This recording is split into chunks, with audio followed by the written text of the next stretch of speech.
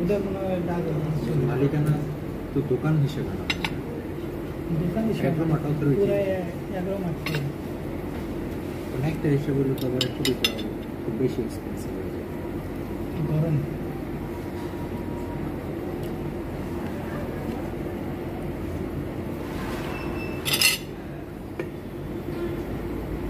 Cheese মানে কি করবো?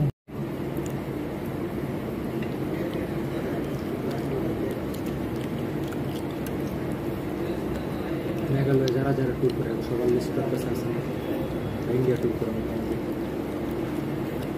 যেসব গ্রুপ করে এটা কথা বল, সবার লিস্ট হতে চাল দিবে। তুই এবার এক্সেল টেক্সেলের কাজ করে সব করে দিয়ে কাজগুলো করে